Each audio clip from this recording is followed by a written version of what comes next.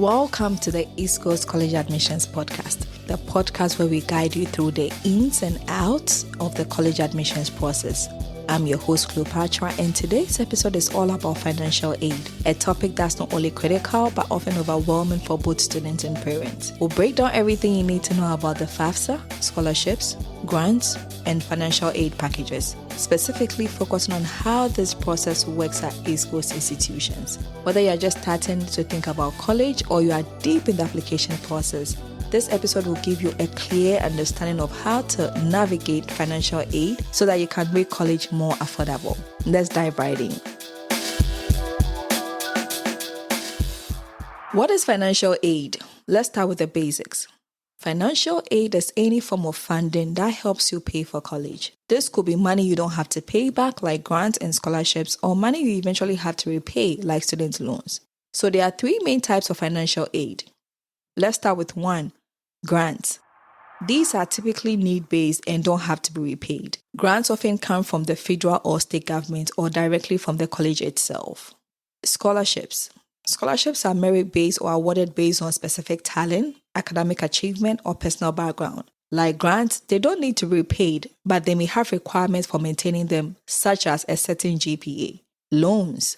These are borrowed funds that you have to pay back with interest after you graduate or leave school. So we'll go into more detail about different types of loans later on. It's important to understand that financial aid is available to make college more accessible to students from all income levels. However, you need to apply for it early and understand the requirements and the deadlines.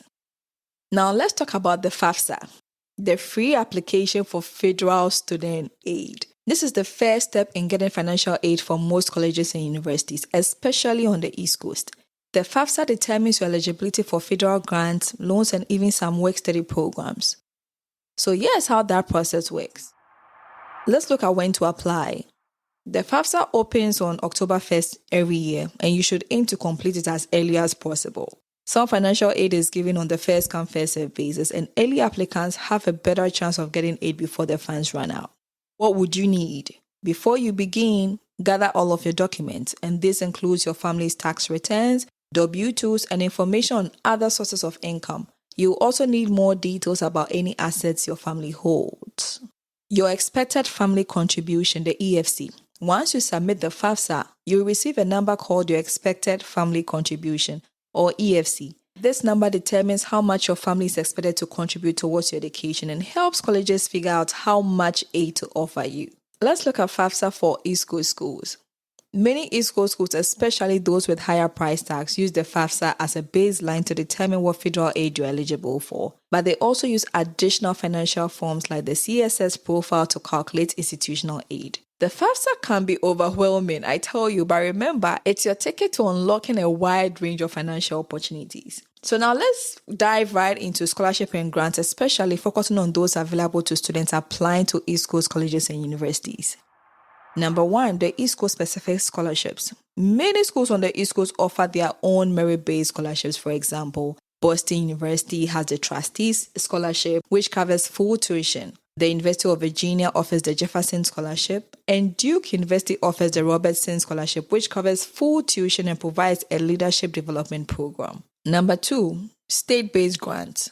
Don't forget about state sponsorship grants. States like New York, Massachusetts, and New Jersey offer generous grants to in-state students. For example, New York's Tuition Assistance Program, the TAP, provides grants to eligible New Yorkers attending in-state schools. Similarly, New Jersey, the TAG grant, helps cover tuition costs for students with financial need.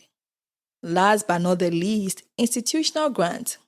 Many prestigious East Coast schools, including those in the Ivy League, offer need-blind admissions to commit to meeting 100% of demonstrated financial need. This means that once you're admitted, the school will provide a financial aid package that meets the gap between the cost of attendance and what your family can afford based on your EFC. Schools like Harvard, Yale, and Princeton are known for offering very generous aid packages that don't rely on loans. A key takeaway here is that for East Coast colleges, especially private institutions, often have large endowments, allowing them to offer more institutional aid than other schools in other parts of the country. So now we have to understand financial aid packages.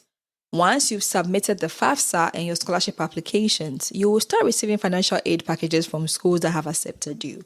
But what exactly are you looking at when you receive these offers? Grants and scholarships. These are free money portions of your package that don't need to be repaid. It's important to check the conditions of these awards, like whether you need to maintain a certain GPA to keep them. The second option you may receive is work study. Many financial aid packages offer work study programs, which allows you to work part-time on campus to earn money that can be used towards your expenses. Work study is need-based and positions are often flexible, allowing you to work around your class schedule. Another package you could have received will be loans. Your package may also include federal loans, which comes in two types: subsidized and unsubsidized loans. Subsidized loans don't accrue any interest whilst you are in school, whereas unsubsidized do. Always try to minimize the amount of loans you take out by maximizing grants and scholarships first. The last option, but not the least, will be an appealing financial package that you may receive. It's important to note that sometimes a school's initial financial aid offer isn't enough to make attending affordable. So don't be afraid to appeal the offer. If your family's financial situation has changed, say due to a job loss or a medical emergency, reach out to the financial aid office to explain your circumstances. Schools can sometimes adjust your package to reflect your updated financial situation. Before we wrap up this episode, let's go over some practical tips to help you maximize your financial aid. You have to apply early. As I mentioned earlier, many types of aid are first come, first served. Submitting your FAFSA and other forms as early as possible can increase your chances of receiving aid. Check for local scholarships. Don't just rely on national scholarships. Look for scholarships offered by local organizations, clubs, and even employers. These smaller scholarships can add up and really makes a huge difference. Be aware of your deadlines. Each college has different financial aid deadlines. Be sure to track those deadlines so that you don't miss out on any aid opportunities. The last point on this is review your aid every year. Financial aid isn't just a one-time thing. You will need to reapply for aid each year, and your package may change based on your family's finances. Be proactive about ensuring you are getting the aid you need.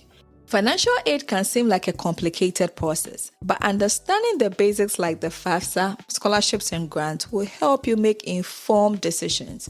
Remember, the goal of financial aid is to make college more accessible, and with the right information, you can maximize your opportunities to reduce the cost of your education. If you are applying to East Coast schools, keep in mind that many of these institutions have excellent financial aid programs, and many offer significant support beyond financial aid. That wraps up today's episode of East Coast College Admissions Podcast. I hope you found this episode helpful. Don't forget to subscribe for more episodes where we dive deep into all things related to East Coast College admissions. If you have any questions or topics you would like for us to cover, send us a message on social media or visit our website at www.eastcoastadmissions.com. Thanks for listening, and I'll see you next time.